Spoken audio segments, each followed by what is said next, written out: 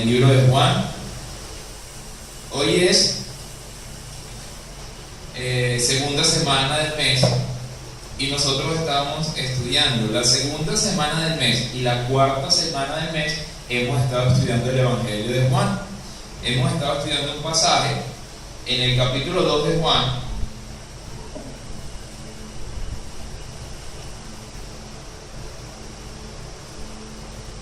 versículo del 13 al 22.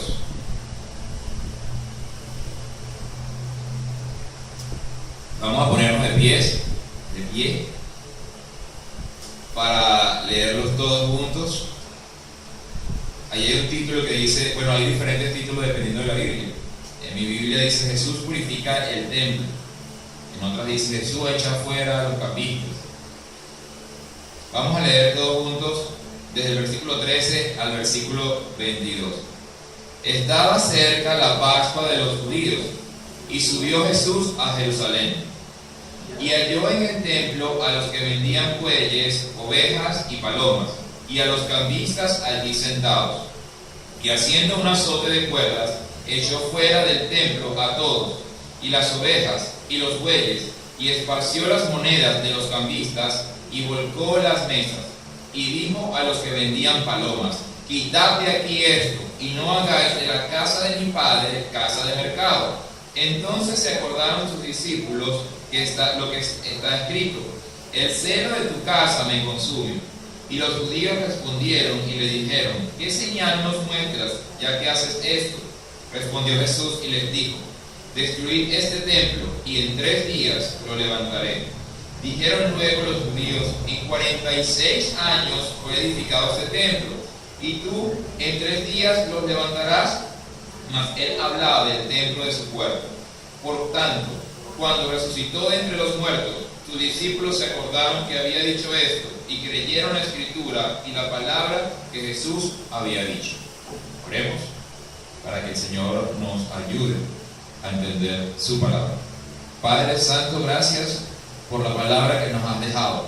Te rogamos, te suplicamos que los que estamos acá entendamos hoy lo que tienes para nosotros, que con sabiduría de lo alto me permitas predicar tu palabra y que toda tontería humana quede por fuera, echada a un lado. Con toda la seriedad, Señor, hemos preparado este culto para ti y también tu palabra. Así que, Señor, yo te pido que sea el Espíritu Santo tomando de lo que hay y dándolo a conocer a cada uno de nosotros, Señor. Te lo pedimos, Padre Santo, en el nombre de Jesús. Amén. Pueden sentarse. ¿Cómo se llama el sermón del día de hoy?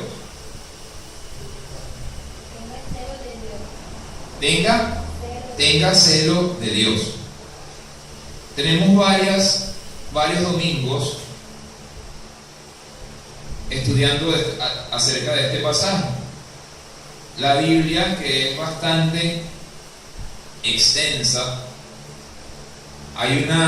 lo que pasa es que no recuerdo el nombre, pero hay un efecto, algo que sucede cuando uno ve desde afuera del planeta Tierra. Uno ve la costa, si alguien sabe el nombre, por favor me lo dice. Uno ve la costa y la costa se ve con cierta forma. La costa de la tierra y la playa y el mar.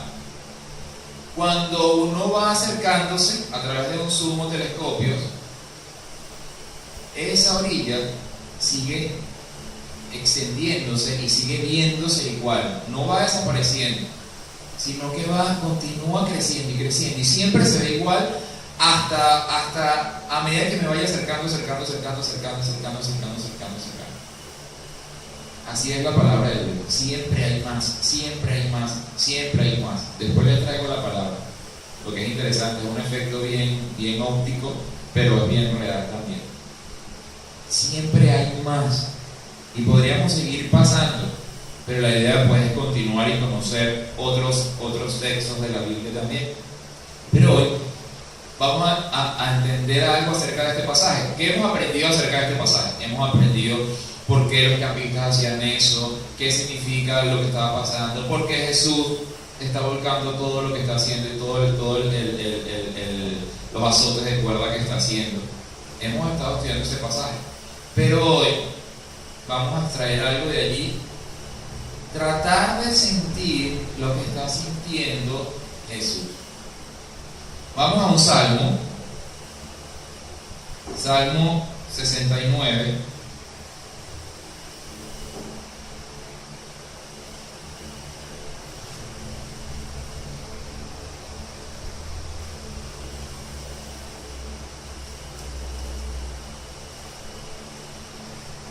Salmo 69, versículo 9, dice: porque me consumió el celo de tu casa, y los denuestos de los que te vituperaban cayeron sobre mí. Hay que recordar, que Jesús le dice a sus discípulos que los salmos están hablando acerca de Él. Siempre que lean un salmo, busquen a Jesús, porque los salmos están hablando de Jesús. Así lo dijo Él en el libro de Lucas. Entonces, Él está diciendo eso porque Él le da cumplimiento a toda la palabra. Todas las profecías que fueron anunciadas en los salmos y por los profetas se están cumpliendo cuando llega Jesús. Todas se cumplen en Él. Entonces, Jesús dice que Él tiene celo por su casa. Lo que queremos aprender hoy es eso, es entender ese sentimiento que está sintiendo Jesús y por qué Jesús siente ese celo. Y lo que vamos a aprender hoy acerca de Dios es que Dios ama. La Biblia dice que Dios es amor, ¿cierto? Dios es amor. Y creo que todo el mundo dice eso, todo el mundo sabe que Dios es amor, pero muy pocas personas han entendido cómo es el amor de Dios. Lo que vamos a aprender hoy sobre Dios es que Dios ama por encima de todas las cosas su nombre de Él. Y por ese amor a su nombre, hace todas las cosas, tiene toda la misericordia, derrama toda su bondad para todos aquellos que desean recibir. Entonces, ¿cómo podemos nosotros tener ese celo de Jesús? Vamos a estudiar un personaje y vámonos al Antiguo Testamento, al libro de Números.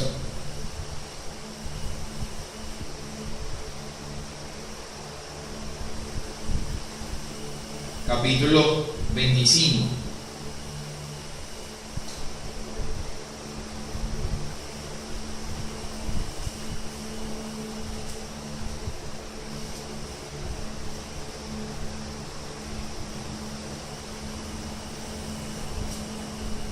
Desde el 1 hasta el versículo 13.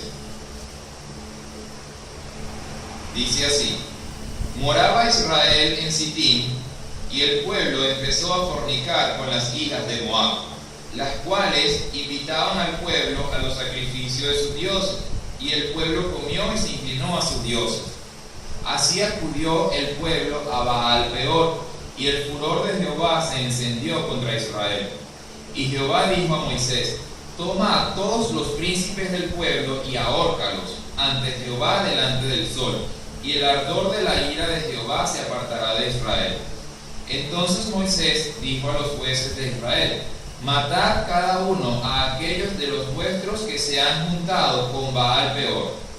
Y he aquí, un varón de los hijos de Israel vino y trajo una madianita a sus hermanos, a ojos de Moisés y de toda la congregación de los hijos de Israel, mientras lloraban ellos a la puerta del tabernáculo de reunión. Y lo vio Fines, hijo de Eleazar, hijo del sacerdote Aarón, y se levantó de en medio de la congregación y tomó una lanza en su mano, y fue tras el varón de Israel a la tienda y los alanceó a ambos, al varón de Israel y a la mujer por su vientre, y cesó la mortandad de los hijos de Israel, y murieron de aquella mortandad 24,000.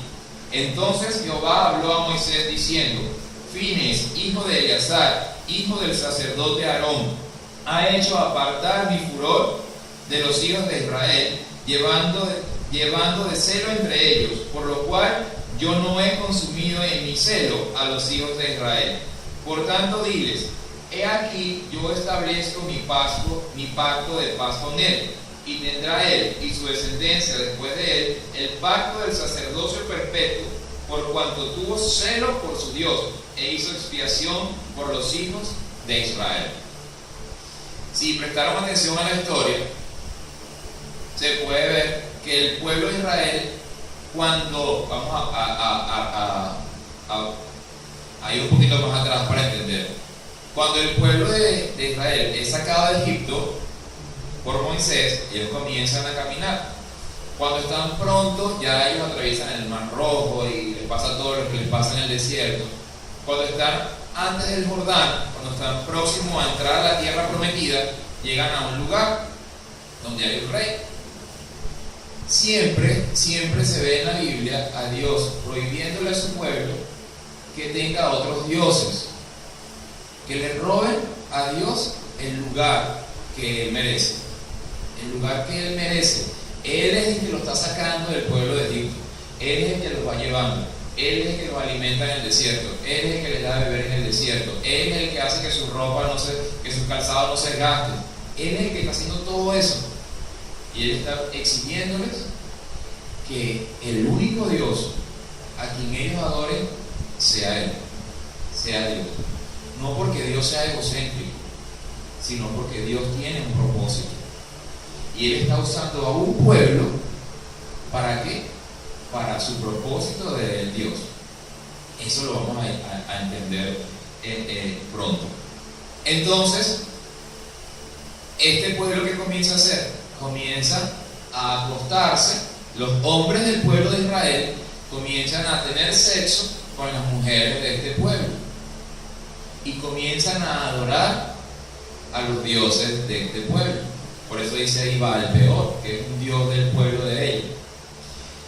La cosa sería, ¿por qué el pueblo de Israel comienza a adorar a otros dioses? Si ellos han visto la demostración de Dios durante todo el caminar y todos los años en el desierto, han visto todas las proezas, los milagros que Dios ha hecho en ellos.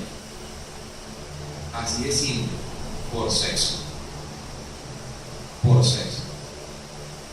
Las madianitas, que son del pueblo de Moab, les ofrecían sexo y al cambio del sexo ellos tenían que postrarse a sus dioses. Ellas querían ganarlo para sus dioses y le hacían esa trampa o esa jugarreta. Entonces comienzan a morirse la gente en Israel, comienza una mortandad en Israel, y Jehová le dice a Moisés que vaya a los príncipes, y recuerden que Israel estaba dividido en 12 tribus, y vaya a los príncipes de cada tribu y les diga que maten, que ahorquen a las personas que están rindiéndole culto a Baal-peor, a ese otro dios, que vayan y los maten. Un día viene, imagínense el descaro en el que se encontraba el pueblo de Israel, que un buen día llega un hombre del pueblo de Israel con una madianita delante de todo el mundo, pasa, la lleva y se mete en su carpa y comienza a fornicar con ella. Lo extraño es que los príncipes no hacen nada.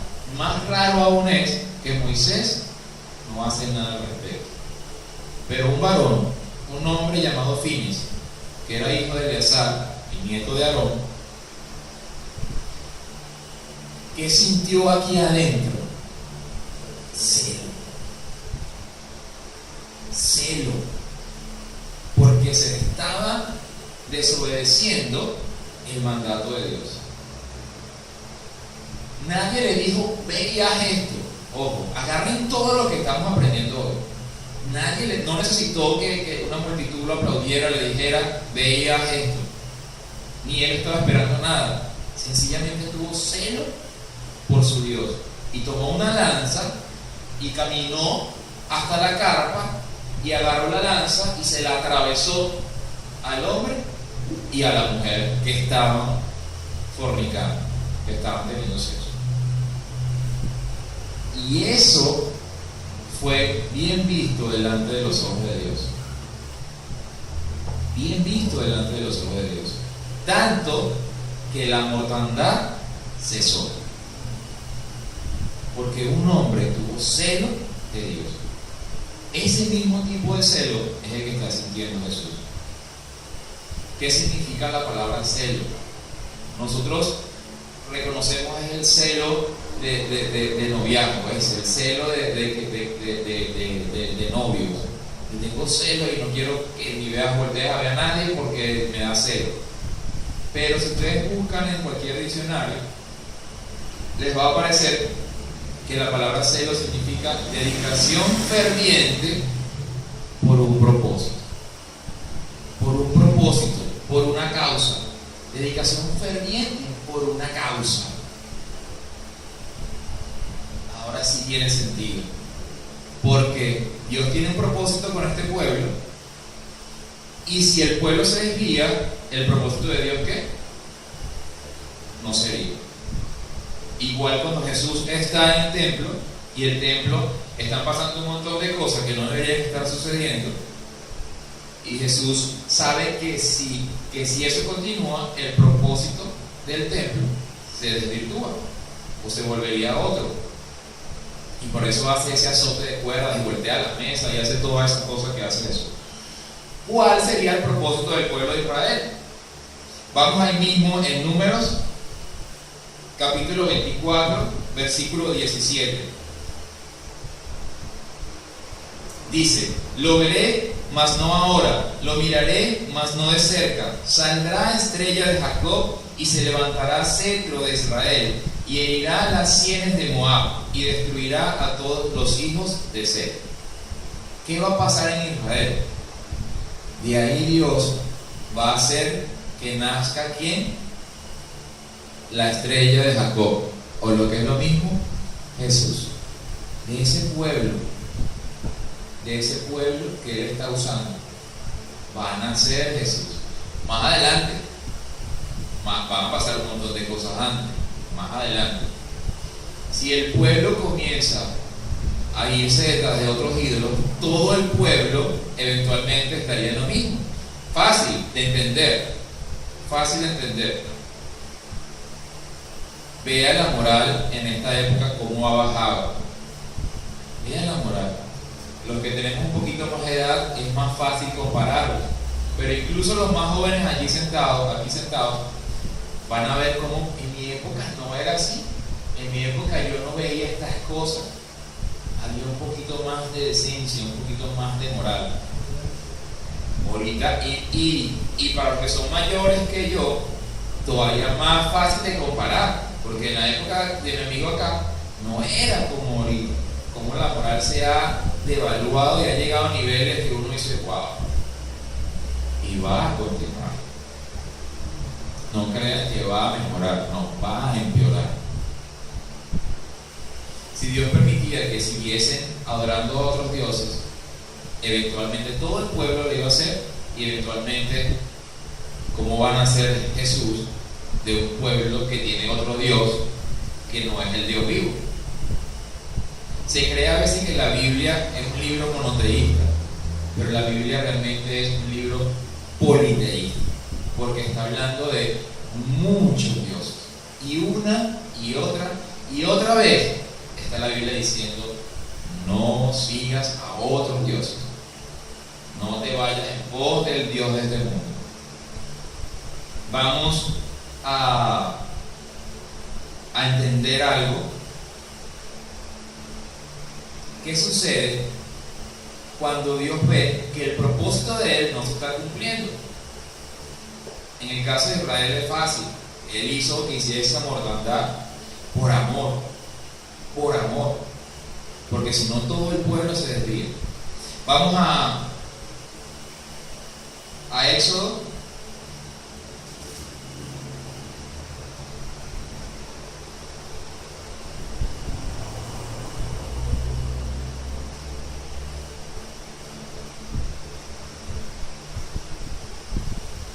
Capítulo 3, 32.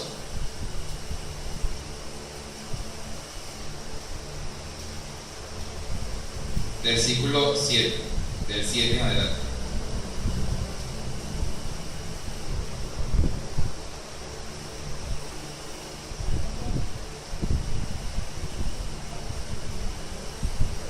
Cuando Moisés sube al monte Sinaí a recibir lo que Dios le va a dar, que Dios le entrega las tablas, los 10 mandamientos, las tablas, la ley. ¿Se acuerdan lo que está haciendo el pueblo abajo? Lo que comienza a hacer, comienzan a adorar a otros dioses, comienzan a hacer un becerro de oro. Leamos allí, desde el 7 en adelante. Dice, entonces Jehová dijo a Moisés: anda, desciende, porque tu pueblo que sacaste de la tierra de Egipto se ha corrompido. Pronto se han apartado del camino que yo les mandé. Se han hecho un becerro de fundición y lo han adorado y le han ofrecido sacrificios. Y han dicho: Israel, estos son tus dioses que te sacaron de la tierra de Egipto. Dijo más Jehová a Moisés: yo he visto a este pueblo, que por cierto es pueblo de dura servicio. Ahora pues, déjame que se encienda mi ira en ellos y los consuma, y de ti yo haré una nación grande. Deja que los consuma, deja que yo acabe con ese pueblo, y yo ¿qué? Me haga otro ¿qué? Otro pueblo. Entienden que el amor de Dios es conforme al propósito de Él, al propósito que Él tiene. Él va a enviar a su Hijo a través de un pueblo, y elige un pueblo en el cual Él pueda demostrar su poder, en el cual Él pueda demostrar su misericordia, en el cual Él pueda demostrar su grandeza. Lo leímos aquí en el Salmo que leímos hoy. Pero Él los salvó por amor de ¿qué? De su nombre, para hacer notorio su poder, para demostrar su poderío, y para que creyeran que de allí van a ser Jesús. Entonces, continuemos desde el 11. Entonces Moisés oró en presencia de Jehová su Dios y dijo: oh Jehová, ¿por qué se encenderá tu furor contra tu pueblo, que tú sacaste de la tierra de Egipto con gran poder y con mano fuerte? Porque han de hablar los egipcios, diciendo: para mal los sacó, para matarlos en los montes y para raerlos de sobre la faz de la tierra. Vuélvete del ardor de tu ira y arrepiéntete de este mal contra tu pueblo. Acuérdate de Abraham, de Isaac, de Israel tus siervos, a los cuales has jurado por ti mismo, y les has dicho: yo multiplicaré vuestra descendencia como las estrellas del cielo, y daré a vuestra descendencia toda esta tierra de que he hablado, y la tomarán por heredad para siempre. Moisés, muy astutamente, cuando Dios le dice: pero hagamos una cosa, Moisés, acabemos con este pueblo sin vergüenza, que a pesar de que los saqué de la esclavitud y les he mostrado todas mis proezas, hicieron un becerro de oro y empezaron a adorarlo. Yo voy a acabar con este pueblo, y yo de ti saco otro pueblo para mi propósito. Moisés, muy astutamente, le dice: acuérdate de las promesas que le hiciste a los de atrás, a las generaciones de muy atrás. Por eso menciona a Jacob, por eso menciona. Acuérdate de la promesa que le hiciste a ellos, que de ahí multiplicarías sus generaciones como las estrellas de los cielos, y que de ahí van a ser el Mesías. Acuérdate de eso. Pero acuérdate de qué: a los cuales has jurado por ti mismo. Has jurado por ti mismo. Tú le hiciste una promesa y un juramento por ti mismo. ¿Qué significa eso? Vamos a Hebreos capítulo 6.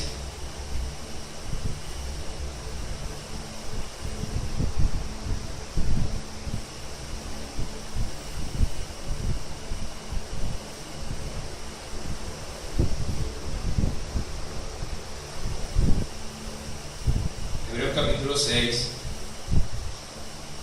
Cuando una persona hace una promesa o jura, uno dice: te juro por quién. Cuando una persona quiere jurar por algo, te lo juro por mi mamacita sagrada. Te lo juro por mi mamá. ¿Por qué jura por la mamá? Porque es importante. Considera que es de suma importancia.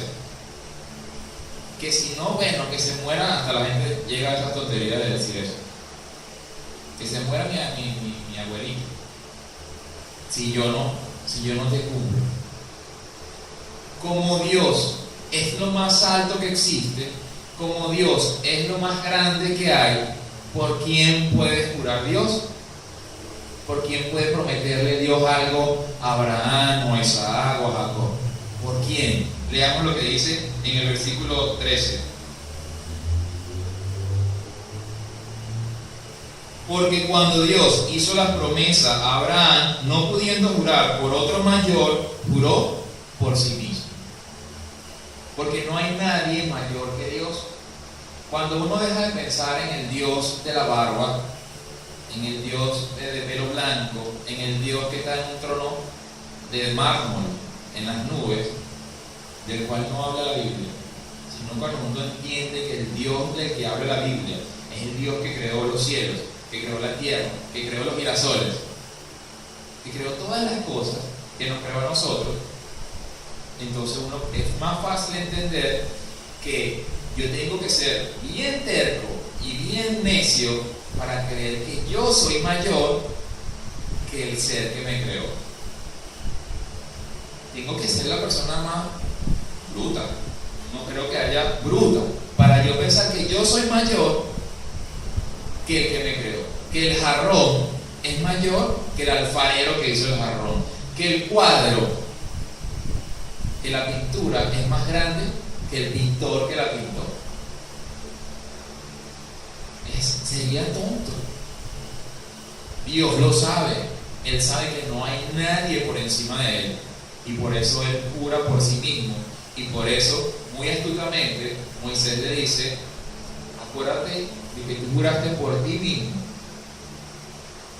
Y Dios que le dice: ok, por eso vamos entonces a corregir este pueblo. Y Dios comienza a corregir el pueblo. Vámonos de regreso a la historia en Números 25.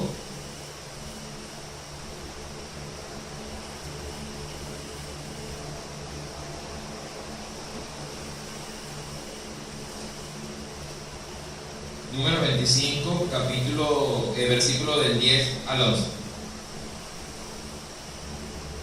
Lo leímos ahorita, pero leámoslo otra vez.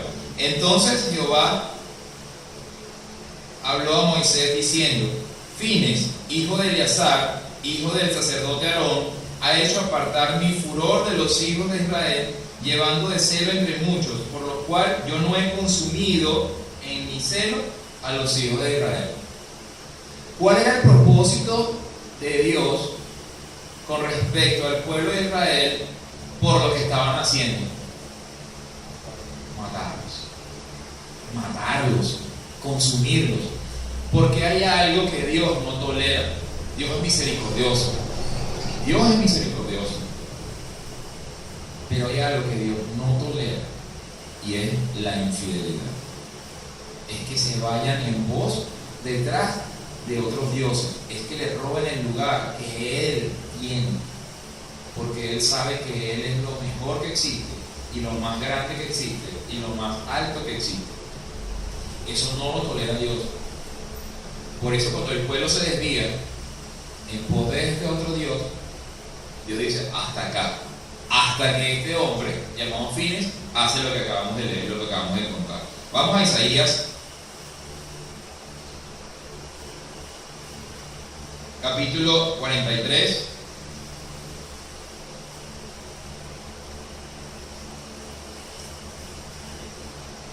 Desde el versículo 21, leamos desde el 21 al 25.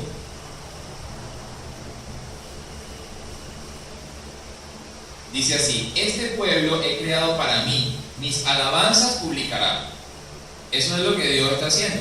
Él se creó un pueblo, ¿para quién? Para Él. Se dan cuenta que el propósito es de Él, se dan cuenta de que el plan pertenece a Él, y se dan cuenta que Él está esperando que el pueblo haga ¿qué? Publique ¿qué? Sus alabanzas, que le sirva para el propósito de Él. Y dice: y no me invocaste a mí, oh Jacob, sino que de mí te cansaste, oh Israel.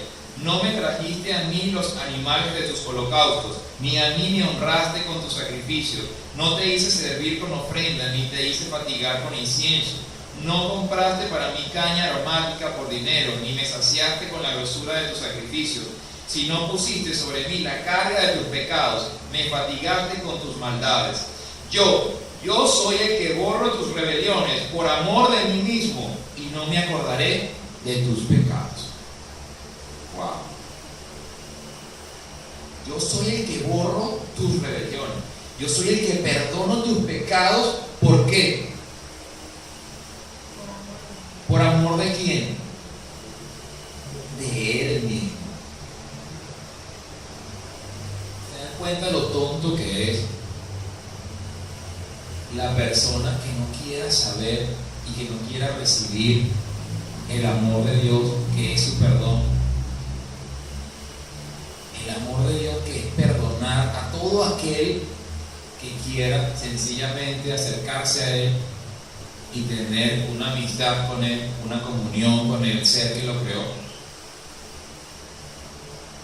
Por amor de mí mismo. Por eso Dios sabe que Él es el mayor bien que existe, y Él se ama más a sí mismo porque Él es justo. Y si Él amara más a su creación que a Él mismo, Él sería ¿qué? Injusto.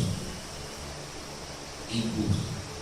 Sin embargo, Él ama su promesa, Él ama su juramento, Él ama su palabra, y lo que Él prometió se cumple en cada una, en cada persona que anhele saber de Dios. Se va a cumplir. Si no, no estuviésemos aquí hoy. Pero estamos aquí hoy porque en nosotros se está cumpliendo la palabra de Dios y la voluntad de Dios. Entonces, vamos a Éxodo, capítulo 20. Moisés baja con unos mandamientos, con muchos mandamientos que les da Dios, pero con una tabla que tiene 10 mandamientos. ¿Cuál es el primero de esos mandamientos? ¿Cuál es el primero de esos mandamientos? Amarás al Señor tu Dios sobre todas las cosas. La religión enseñó eso. La religión enseñó eso. Es normal que nosotros pensemos inmediatamente en eso, porque es lo que nos enseñó la corriente del mundo. Porque la corriente del mundo quiere ir en contra de todo lo que dice Dios. Léalo usted, hermano. Lea usted mismo lo que dice Éxodo 20, desde el versículo 1 al 3.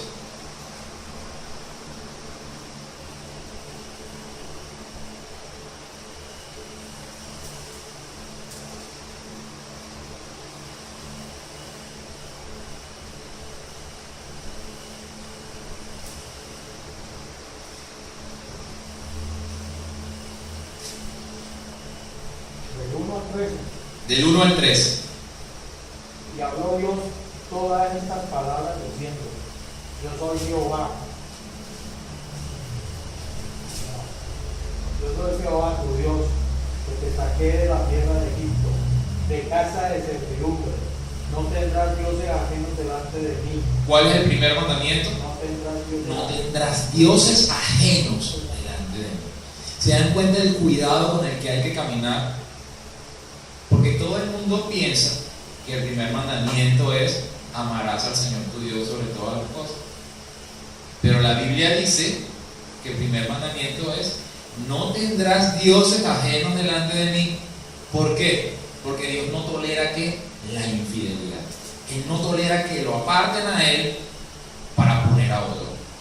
A cualquier otro. A cualquier otro. Y no le hablo específicamente de una figura de yeso. Cualquier cosa que le robe el lugar a Dios, ese es su Dios.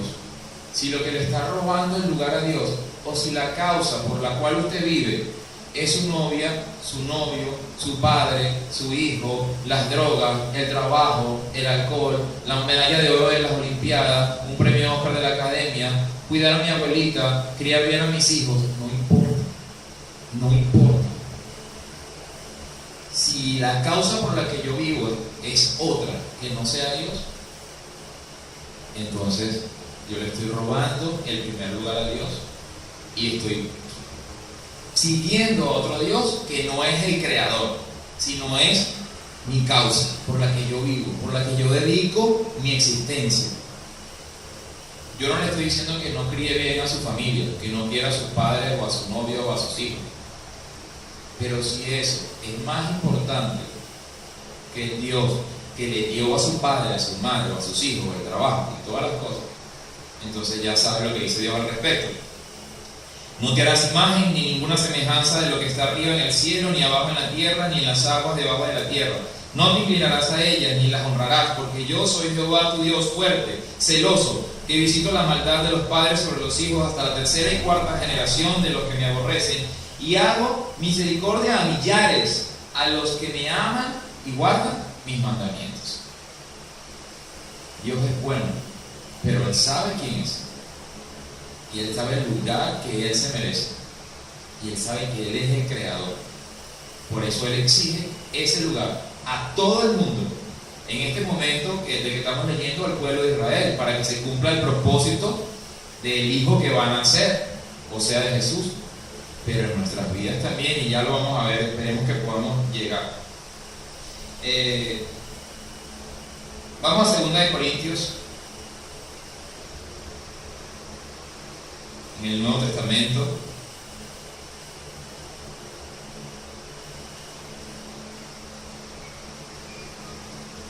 Capítulo 11,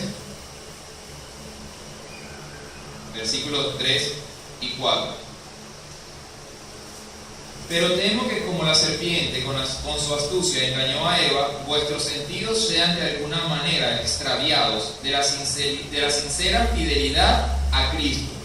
Porque si viene alguno predicando a otro Jesús que el que os hemos predicado, o si recibís otro espíritu que el que habéis recibido, u otro evangelio que el que habéis aceptado, bien lo toleráis. Esto es Pablo a esta iglesia de los Corintios, diciéndolos que se mantengan fieles al evangelio que recibieron, a la palabra que recibieron, al Espíritu Santo que recibieron. Pero él dice, pero aparentemente ustedes se van fácilmente detrás de otro evangelio. Dice que lo toleran, ustedes lo toleran, detrás de otro espíritu, detrás de otras palabras que no son las palabras que nosotros les predicamos, refiriéndose a la Biblia, a la palabra que Dios estaba dando. Gálatas, recuerden que lo que queremos sacar de aquí hoy es que nosotros podamos sentir eso que sintió Jesús, eso que siente Dios cuando el pueblo se extravía, celo, porque el propósito no se va a cumplir o se va a torcer. Eso que sintió Fines cuando pasó el tipo caminando con la mujer y se la metió a la carpa, a pesar de lo que había dicho Moisés, ese celo, esa molestia, esa rabia de que el propósito no se fuera a cumplir, eso que sintió Jesús cuando volteó todas las mesas, porque en el lugar donde debería estar Dios estaban pasando otras cosas. Eso que sintió Pablo, y por eso le dice a los corintios, no se desvíen, porque ustedes toleran otro evangelio, otra palabra diferente, porque toleran otra cosa, otro espíritu, que no sea el Espíritu Santo de Dios. Eso que debemos sentir bien nosotros. Hasta ahí queremos llegar, hasta que nosotros también podamos sentir ese celo por la palabra de Dios, por la casa de Dios, por Dios, por todas las cosas que tienen que ver con Dios. Pero para poder entender eso, hay que entender que el amor de Dios y la misericordia de Dios viene por su grandeza de Él, que Él sabe que posee, para que nosotros podamos tener reverencia a Él y podamos entonces vivir una vida de fe como lo dice su palabra. Dice Gálatas capítulo 1,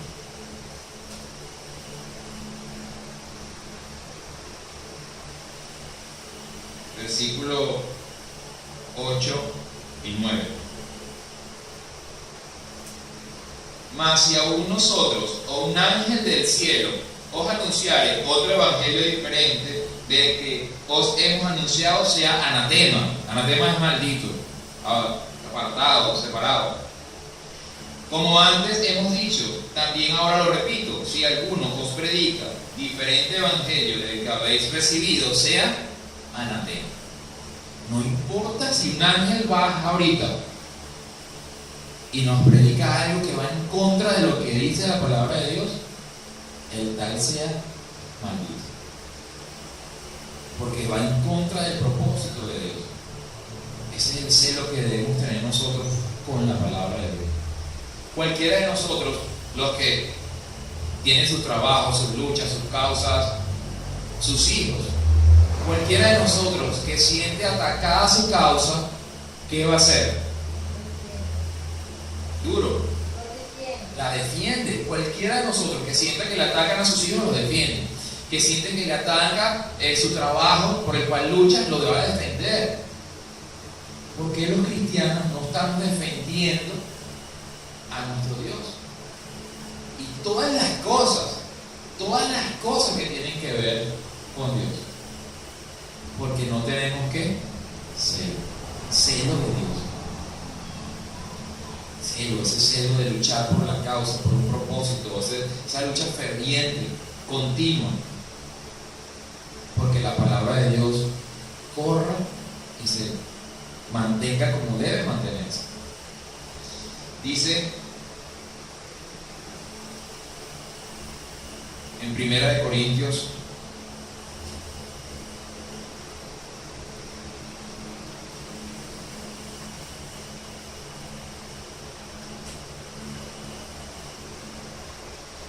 1 Corintios capítulo 5, versículo 7.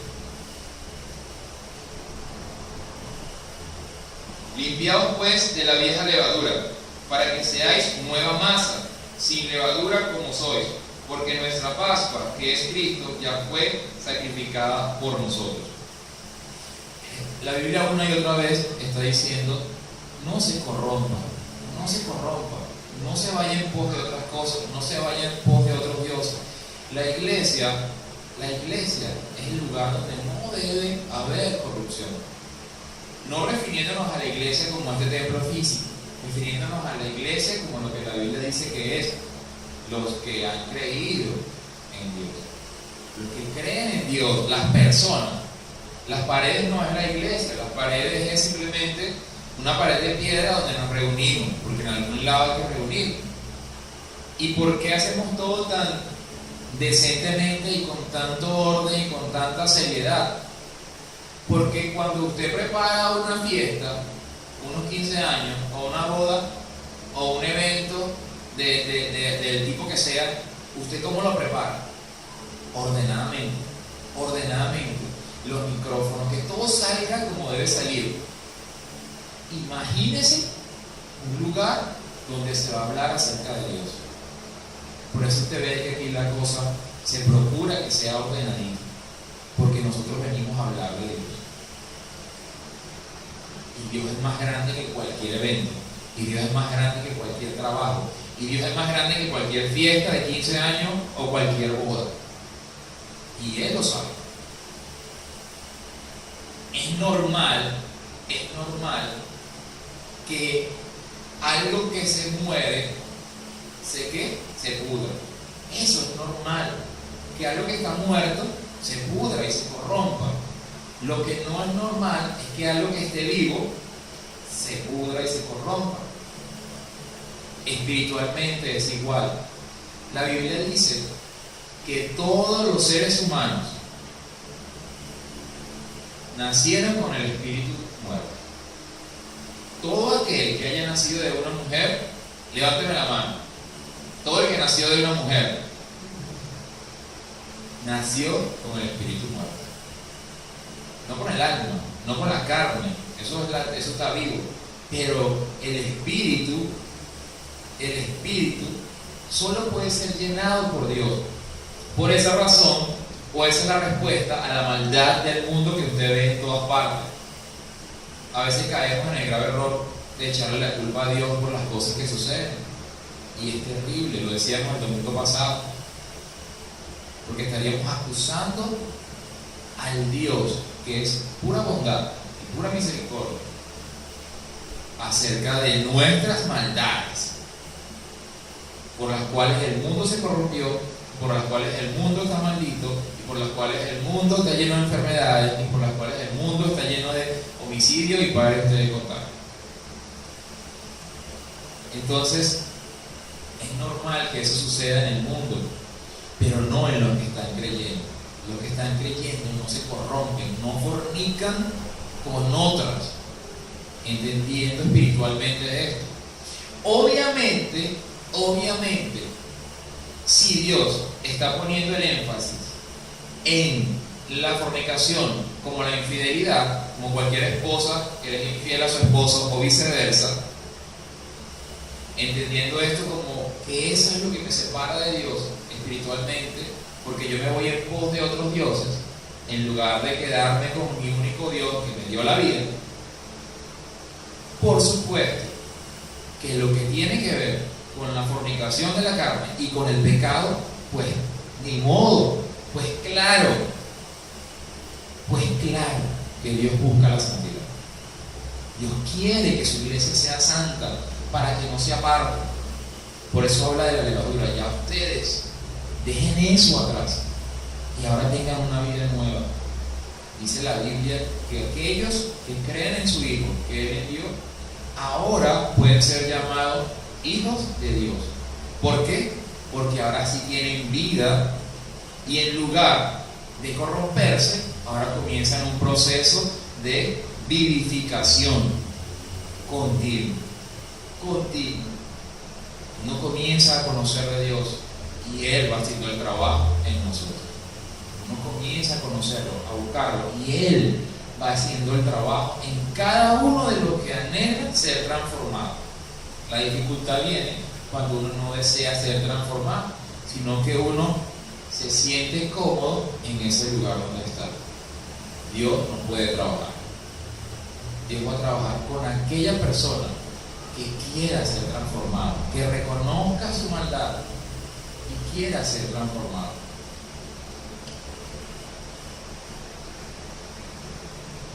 Ahí,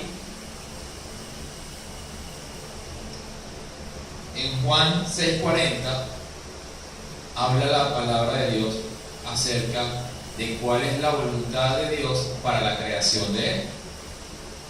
Él nos crea a nosotros, para que su Hijo Jesús pueda rebajarse. Y Él tiene un propósito con su creación. ¿Cuál es?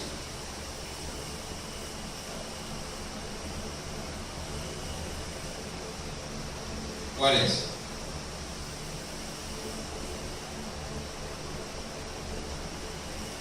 Dice allí: y esta es la voluntad del que me ha enviado, que todo aquel que ve al Hijo y cree en Él tenga vida eterna, y yo le resucitaré en el día postrero. Esta es la única y perfecta voluntad de Dios para su creación, que todo aquel que ve al Hijo crea y tenga ¿qué? Vida. ¿Para qué? Ahora vamos a ver cuál es la voluntad de Dios para los que han creído, para los que creyeron. Piensen en esto: algunas personas no van a creer y otras personas van a creer. A los que creen, Dios les dice, les da la potestad de ser llamados sus hijos, y por ende hermanos de Jesús y coherederos con Él. A esas personas Dios también tiene una voluntad. Vamos a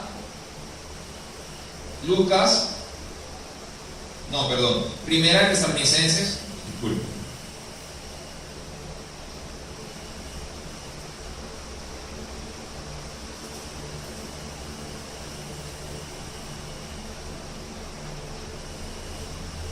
Primera de Tesalonicenses, capítulo 4, versículo 3.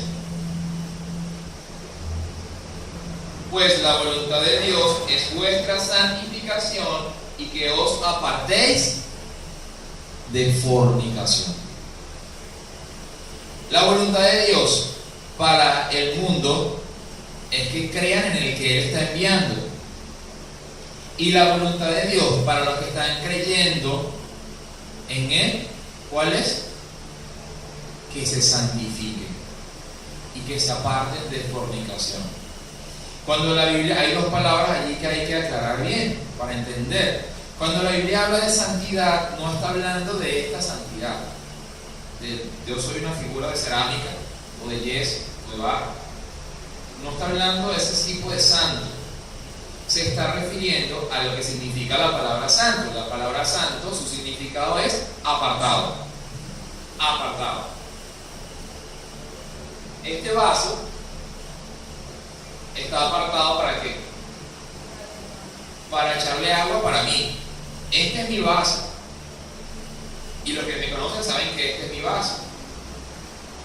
Y este vasito siempre me lo llena de agua José y me lo pone acá para yo tomar agua mientras el servicio, porque el hablar me seca la garganta. Permiso. Y él estaba con otro grupo de vasos. Él estaba con otro grupo de tazas y vasos. Pero el único vaso que tiene el honor de ser llenado de agua para que durante el culto a Dios el expositor o el predicador pueda usarlo, ¿quién es? Él. Eso significa santo, apartado para el uso de Dios, para el propósito de Dios. No es algo religioso, es simplemente yo me aparto, como yo creo en lo que Dios está diciendo, entonces yo me aparto y vivo conforme a lo que Dios está diciendo. Eso es ser santo. Yo me aparto, comienzo a vivir en este mismo mundo, pero no conforme a la voluntad del mundo, sino conforme a la voluntad de Dios. Y cuando dice el que, lo leo nuevamente, pues la voluntad de Dios es vuestra santificación y que os apartéis de fornicación. Hemos estado estudiando todo el pasaje. Creo que ya sería fácil entender de qué tipo de fornicación está hablando la Biblia. De fornicación espiritual. No se vaya en pos de otros dioses, porque entonces el propósito se tuerce. Pero el propósito de Dios siempre se cumple. Siempre se cumple. El asunto es que el propósito de Dios se cumpla en usted o no se cumpla en usted. Que usted tome la decisión. Yo quiero que el propósito de Dios, que es que yo crea en su Hijo para santificar mi vida o para apartarme para Él, se cumpla. No la vida religiosa, es la vida llena de gozo, entendiendo todo lo que Dios está diciendo y todo lo que Dios está revelando acerca de absolutamente todo lo que sus ojos ven, y que usted pueda ver el mundo a través de los ojos de Dios, o lo que es lo mismo, ver el mundo a través de la palabra de Dios y entender y hallar todas las respuestas que tiene usted en su mente y que ha tenido una u otra vez. Entonces, la iglesia, las personas que están creyendo en Jesús, son las personas que continuamente están siendo corregidas, vivificadas y no corrompidas. Porque en la medida en que corrompamos la iglesia se va a apartar. El propósito de Dios va a seguir con los que están creyendo en Él.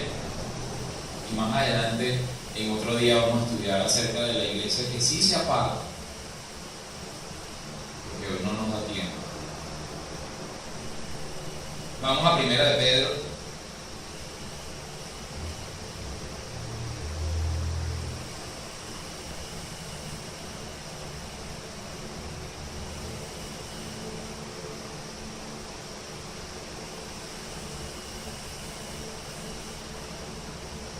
Primera de Pedro, capítulo 1, versículo 5.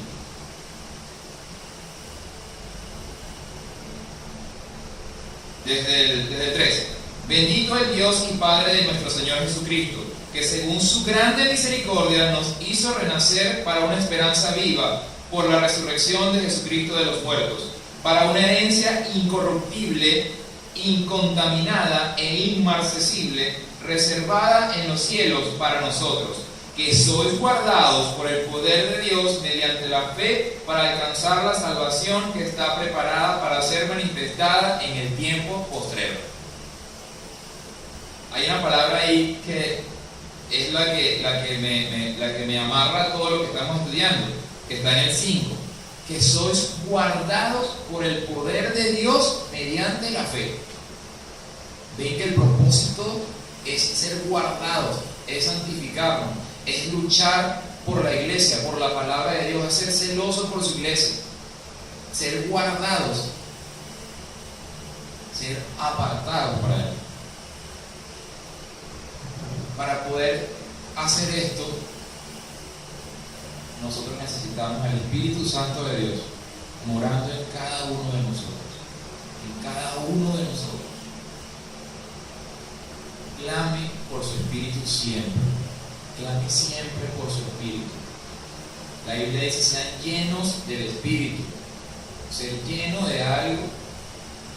Cuando uno come mucho, uno que dice: estoy full o estoy lleno. Y la Biblia dice: sea lleno, sea lleno, sea lleno del Espíritu Santo. Para que usted sea lleno del Espíritu Santo, usted tiene que vivir la vida de fe y creer lo que Dios está diciendo.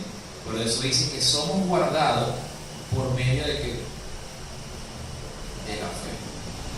Por medio de la fe, de creer lo que Dios está diciendo. Pongámonos todos de pie y abramos nuestra Biblia en la segunda carta a Timoteo.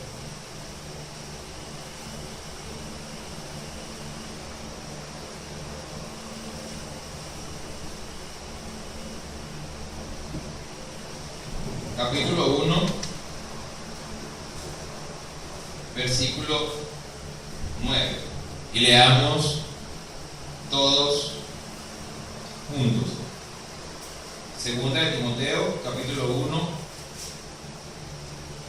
versículo 9.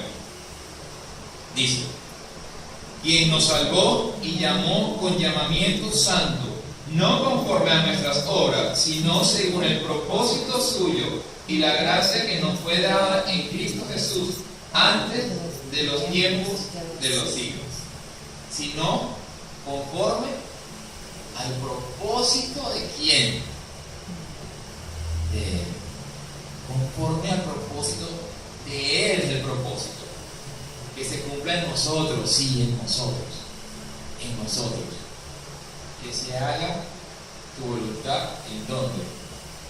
En la tierra como en el cielo. ¿Cuál es la tierra? Que se haga tu voluntad en esta tierra, aquí. Que tu propósito se cumpla en mi vida. Y tú me creaste, y yo quiero que tu propósito en mi vida se cumpla. ¿Y cuál es el propósito de Dios para su creación? Que pueda entrar en el reino de los cielos. Para poder entrar en ese lugar se necesita vivir la vida de fe, creyendo lo que Dios está diciendo, creyendo lo que Dios está revelando a través de su Santo Espíritu. Oremos. Padre, gracias por este día, gracias porque tu palabra, Señor, siempre nos hace, Señor, meditar, entender, comprender cosas que a veces no entendíamos y no comprendíamos. Nosotros, los que estamos aquí, Señor, los girasoles que estamos aquí hoy levantando nuestro cuello a esa luz del sol que ilumina cada pétalo de nosotros, Señor, queremos pedirte que seas tú ayudándonos a santificar nuestra vida, a cuidar nuestra vida, a guardarnos, Señor, en tu palabra. Ayúdanos, Señor, a que cada pétalo nuestro esté brillando como un girasol levanta su cuello al sol, Señor. Que asimismo cada uno de nosotros se mantenga siempre buscando esa luz todos los días, Señor. Todos los días de nuestra vida hasta tu venida o hasta que nosotros partamos de esta tierra. Bendícenos a cada uno, Señor, y gracias por tu palabra, Señor, en el nombre de Jesús. Amén.